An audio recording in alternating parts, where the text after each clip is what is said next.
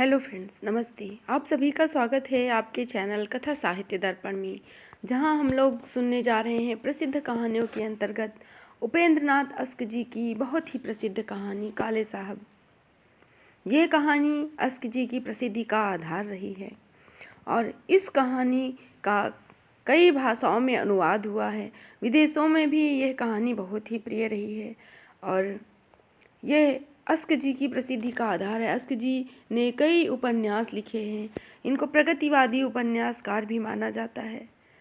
इनकी यह कहानी बहुत ही अच्छी और वास्तविकता का वर्णन करती है। कहानी लेखन कला भी सिखाती है। तो आइए चलते हैं कहानी पर। कहानी पर पहुंचने से पहले आपसे अनुरोध करेंगे कि हमारे चैनल पर कहानियों की एक लंबी श्रृंखला उपलब्ध है, जिसमें विभिन्न पाठ्यक्रमों में लगी हुई महत्वपूर्ण कहानियां हैं। तो आप अपनी आवश्यकता अनुसार उन कहानियों को पढ़ें, चैनल को सब्सक्राइब करें और चलें कहानी पर। डीएम कोठी के बाहर निकलकर श्रीवास्तव ने रिस्ट वॉच की ओर देखा। 8 बजे थे। उसके पास पूरा 1 घंटा था।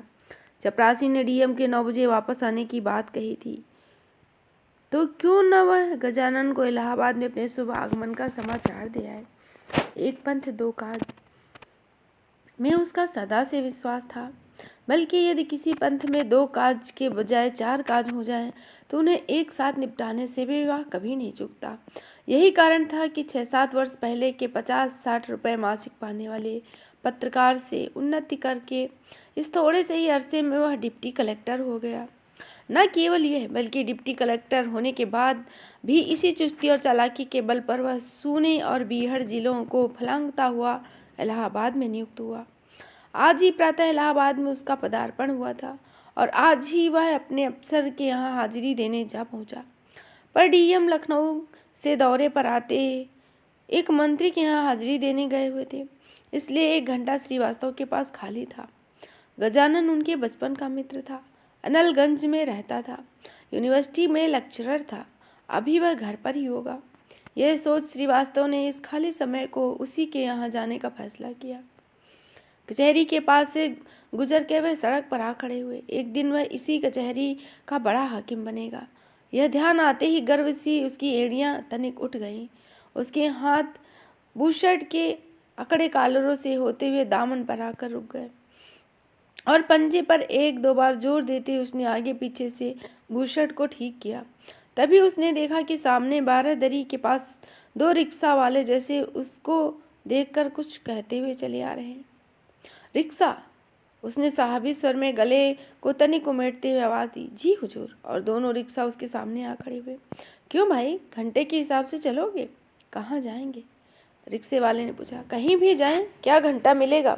जो भी रेट होगा, रुपया घंटा लेंगे। 10 आना मिलेगा।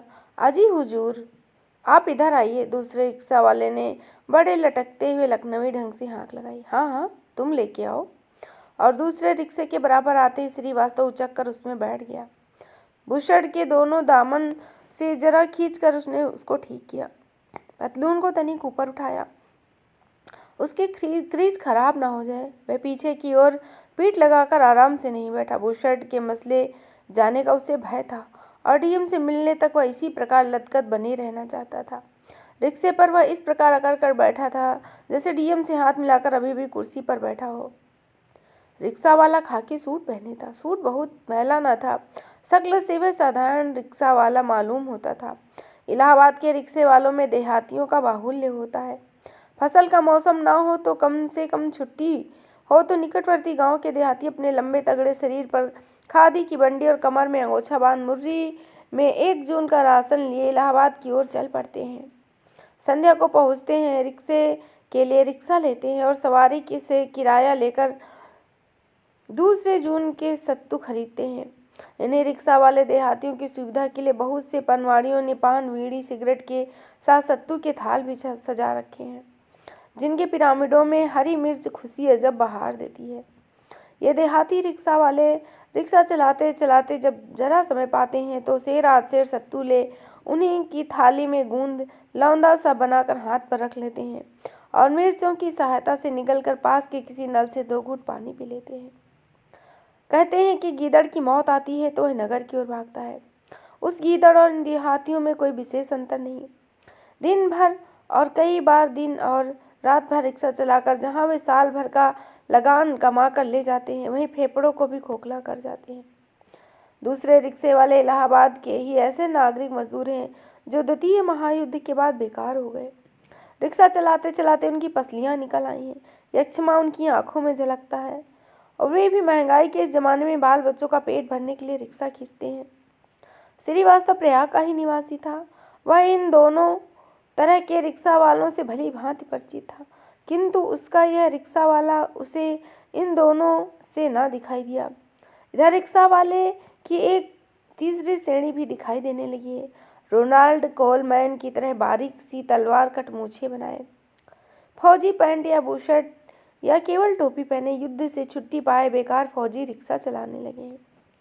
रिक्शा चलाते समय उनके सिर का तिरछापन, साइकिल की गद्दी पर बैठे हुए उनकी कमर की अकड़ और पैडल घुमाते हुए बाहर की ओर घुटनों का फैलाव पहली ही दृष्टि में उनके फौजी होने का पता बता देता है। होठों के दाएं बाएं कोने में बीड़ी दबाए तीसरे महायुद्ध के स्वप्न देखते मिस्र, ईरान, इटली, जर्मनी, वहाँ की आज़ाद फिजा और गोरी गोरी तन्वियों के ख्याल लेते हुए दिन दहाड़े दंदनाते हुए रिक्शा चलाए जाते हैं। आज़ादी ने उन्हें गिड़गिड़ाना भुलाकर स्वाभिमान से सिर उठाना सिखा दिया है। अधिकांश क्योंकि अर्ध शिक्षित हैं, इसलिए स्वाभिमान की सीमाएं कहाँ अक्खड़पन में मिल जाती हैं ये नहीं जानते। मोल भाव अधिक नहीं करते और सवारी को ऐसी दृष्टि से देखते हैं मानो वह लूट मार में पकड़े हुए शत्रु नागरिकों में से कोई हो। परंतु यह रिक्शा वाला यद्यपि सैनिक वर्दी में था, पर उसमें सैनिक सी अकड़ न थी। मुख पर भी उसके अन्य फौजियों की भांति सूखे हुए आटे का सा तनाव न था, बल्कि गूंधी हुई लोहे की सी नर्म और नमी तथा लचक थी। क्यों भाई, क्या तुम सेना में काम करते हो? श्रीवास्तव ने अकड़े बैठे बैठे शरीर को तनिक ढीला छोड़ते हुए पूछा। रिक्शा वाले ने रिक्शा चलाते चलाते तनिक पीछे की ओर देखा। नहीं साहब, सेना में हम क्या काम करते। और यह कहते हुए उसके होठों पर व्यंग और उपेक्षा भरी मुस्कान दौड़ गई, जिसमें हल्के से दर्द की रेखा भी श्रीवास्तव की आंखों से छिपी न थी। वह मुस्कान मानो कह रही थी कि सेना की नौकरी जैसा निकृष्ट काम हम क्या करते, तो रिक्शा क्यों चलाते हो? श्रीवास्तव का मतलब था कि 4-6 रिक्शा रखकर क्या उनकी आमदनी खाते हो? रिक्शा वाला हंसा। अजी साहब, कहाँ, यहाँ तो यह रिक्शा ही अपना नहीं, किराए पर लेकर चलाते हैं। श्रीवास्तव को उसके स्वर में सभ्यता की यथेष्ट मात्रा लगी। उसने उसे सहानुभूति बताई। तो ऐसा जान मारूं काम तुम क्यों करते हो? उसने कहा। रिक्शा चलाने से तो फेफड़ा पर बड़ा जोर पड़ता है। दिन रात हल और फावड़ा चलाने वाले देहाती तो खींच सकते हैं इन्हें, तुम शहरवासियों के बस का काम नहीं है। जी, हम क्या अपनी इच्छा से करते हैं? बीवी है, 3-4 बच्चे हैं, माँ है, 2 विधवा बहनें हैं। इतने बड़े कुटुंब का खर्च अकेले हम ही पर है। तुम कोई और काम क्यों नहीं कर लेते? हमको कोई दूसरा काम नहीं आता साहब। तो क्या तुम सदा से रिक्शा चलाते हो? जी नहीं साहब, जब से देश को आज़ादी मिली है। रिक्शा वालों ने रिक्शा चलाते चलाते दाएं हाथ से माथा ठोका और बोला, अंग्रेज यहाँ से गए, काले साहब उनकी जगह आए और हमारी किस्मत फूटी। देसी साहबों को न हमारे काम की समझ न परख, न हम उनके काम के न वे हमारे काम के। हमने तो अर्जी दी थी कि हमको कोई दूसरा काम नहीं आता, हमको उन्हीं के साथ विलायत भेज दीजिए, पर किसी ने हमारी नहीं सुनी। तो क्या करते थे तुम? हम कमीनर डक के यहाँ काम करते थे, 50 रुपये महीना पाते थे। रहने के लिए 2 कमरे थे, कपड़े साहब देते थे। माफ़ कीजिएगा। और रिक्शा वाला बात करते करते संकोच से तनिक रुका। नहीं नहीं, कहो, श्रीवास्तव ने अकड़ से बैठते हुए कहा। यह जो बुशर्ट आपने पहन रखी है? रिक्शा वाले ने पीछे मुड़कर बड़े अदब से कहा। ऐसी तो साहब के यहाँ हम पहना करते थे। श्रीवास्तव फिर ढीला होकर बैठ गया। पीठ भी उसकी लग गई और सूट के मसले जानने का भी उसे ध्यान न रहा। अंग्रेजों के राज में जो मौज थी वह अब कहाँ? रिक्शा वाला कहता गया। दिन त्योहार पर इनाम मिलते थे, हमारे ही नहीं बीबी बच्चों तक के कपड़े बन जाते थे। अब इतना हम कहाँ पाएं? कैसे बीबी बच्चों का खर्च चलाएं? विवश होकर रिक्शा चलाते हैं, खून सुखाते हैं। किसी दिन इसी तरह टरक जाएंगे। पर आखिर बात क्या है? तुम किसी देसी साहब के यहाँ काम क्यों नहीं करते? कमिश्नर की जगह कमिश्नर है और कलेक्टर की जगह कलेक्टर। रिक्शा वाले ने रिक्शा चलाते चलाते फिर पीछे की ओर तनिक देखा। देसी साहब हमें क्या खाकर रखें, वह बोला, और उसकी होंठ पर वही विद्रूप भरी मुस्कान फैल गई। श्रीवास्तव ने उत्सुकता मिली झल्लाहट से पूछा, कुक थे?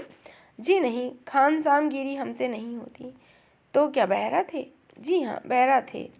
श्रीवास्तव फिर अकड़ कर बैठ गया। तो इसमें क्या बात है, तुम सारी जगह नौकरी कर सकते हो। हमारे यहाँ एक बहरा है। जी नहीं, वैसे बहरा हम नहीं हैं। हम खाना वाना लाने का काम नहीं करते थे। हम साहब के कपड़े देखते थे। हाँ हाँ, कपड़े देखते थे। बूट वूट साफ करते होगे। जी नहीं, बूट तो भंगी साफ करता था। हम सिर्फ कपड़े देखते थे। क्या देखते थे कपड़ों का सारा दिन? अब साहब आपसे क्या बताएं, आप समझेंगे नहीं। रिक्शे वाले ने जरा मुड़कर मुस्कुराते हुए कहा। अंग्रेज लोगों की बातें बड़ी थी। एक वक्त का सूट पहनते थे, रात का अलग, दफ्तर का अलग, दिन के आराम का अलग, सैर सपाटे का अलग, फिर डिनर का सूट, गोल्फ सूट, पोलो डांस सूट, शिकार सूट। उनको सब ठीक जगह रखना, धोबी को देना लेना, साहब को पहनाना, यही हमारा काम था। देसी साहब क्या समझें और परखें हमारा काम। दिन रात महीने बरसों एक ही सूट घिसाए जाते हैं। यही साहब जिनकी लाल कोठी के पास से होकर हम अभी निकले हैं, बड़े भारी अफसर हैं, पर कभी कभी ऐसा सूट पहनते हैं जो लगता है कॉलेज के दिनों से संभाले हुए हैं। जहाँ दफ्तर लगाते हैं वहाँ बाथरूम था। शनि की रात को क्या क्या रौनकें होती थी। और बगीचा देखा आपने, उसकी क्या दुर्गति हुई। कभी अंग्रेज साहब के ज़माने में उसकी बहार देखते। वह बगीचा क्या, सारी सिविल लाइंस पड़ी अंग्रेज़ों साहबों के नाम को रो रही है। इतने बड़े बड़े बंगले, इतने बड़े बड़े बगीचे रांड के सिर की तरह मुड़े दिखाई दे रहे हैं।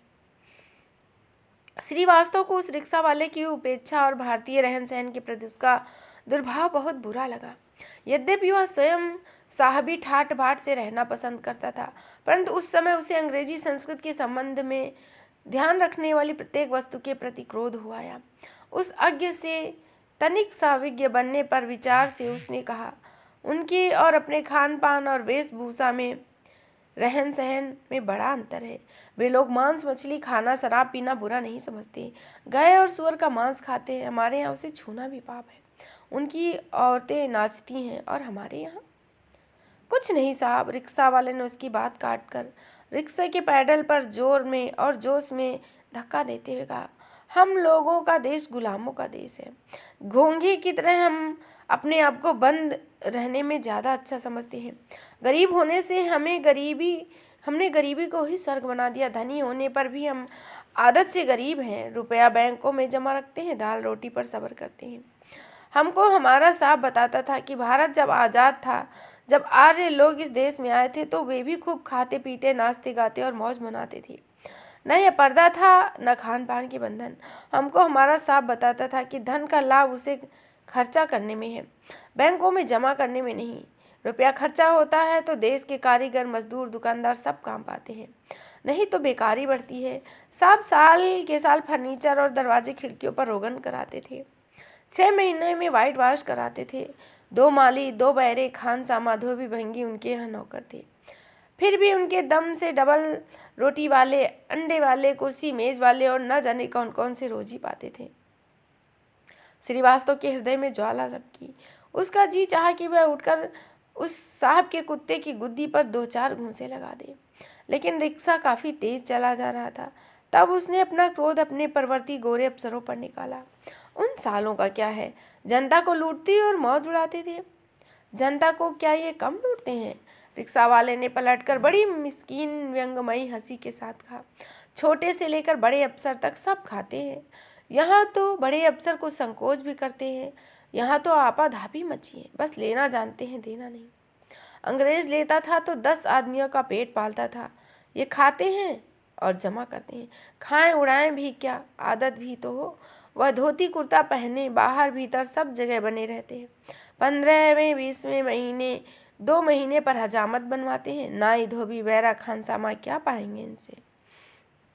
श्रीवास्तव मन ही मन उमट सा गया, पर चुप बना रहा। क्या उस कमीने के मुंह लगे। दूर क्यों जाइए, रिक्शे वाला अपनी रो में कहता गया। रिक्शे तांगे वालों को ही ले लीजिए, बड़े से बड़ा सेठ रिक्शा करेगा तो मोल भाव करना ना भूलेगा। ये आदमी एनलगंज के एक ऑनरेरी मजिस्ट्रेट रहते हैं, अपने बड़े आदमी हैं। चौक में उनका एक प्रेस भी चलता है, सदा यहाँ अड्डे पर आ खड़े होते हैं और चाहते हैं कि एक ही सवारी के पैसे देने पड़े, दूसरी सवारी ना हो तो आध आध घंटे खड़े रहते हैं। अंग्रेज़ मामूली फौजी भी हो तो मोल भाव नहीं करता, फिर जेब में रुपया हुआ तो रुपया दे दिया और दो हुए तो दो दे दिए। एक बार हमारे साहब की मोटर बिगड़ गई, यही एनलगंज से कचहरी जाने में मात्र 5 रुपए का नोट उन्होंने रिक्शे वाले को दे दिया। गजानन का घर आ गया। श्रीवास्तव उचक कर बैठा, परंतु वहां जाकर मालूम हुआ कि वह है नहीं।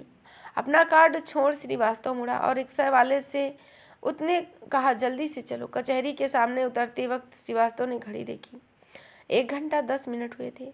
दूसरा वक्त होता तो वह 10 आने घंटे के हिसाब से 12 आने से अधिक न देता।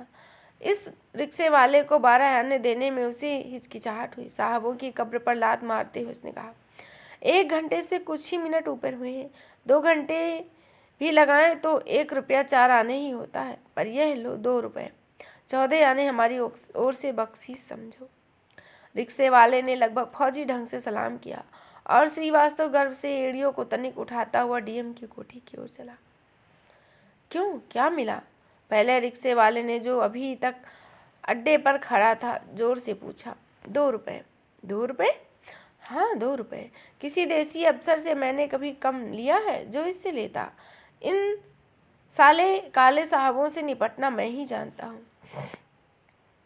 अंतिम वाक्य की भनक श्रीवास्तव के कानों में पड़ गई। उसका उठी हुई एड़ियाँ बैठ गई, शरीर का तनाव और चाल में अकड़ कम हो गई। वह साधारण आदमियों की तरह चलता हुआ डीएम के बंगले में दाखिल हुआ। तो इस तरह आपने सुनी उपेंद्रनाथ अस्क जी की बहुत ही प्रसिद्ध और यथार्थवादी कहानी काले साहब। आशा है आपको ये कहानी पसंद आई होगी। तो यदि आपको कहानी पसंद आए तो अपने मित्रों में शेयर करें और हमारे चैनल को सब्सक्राइब करें, कहानी को लाइक करें, और यदि आपका कोई सुझाव है तो कमेंट के माध्यम से उसे अवश्य बताएं। पुनः हम आपके समक्ष उपस्थित होंगे किसी नए तथ्य के साथ, नई जानकारी के साथ। और यदि आप कोई उपन्यास या कहानी सुनना चाहते हैं तो उसका नाम भी बताएं, हम वह भी आपको सुनाने की कोशिश करेंगे। पुनः किसी नए तथ्य के साथ आपसे भेंट होगी, तब तक के लिए धन्यवाद। जय हिंद, जय हिंदी।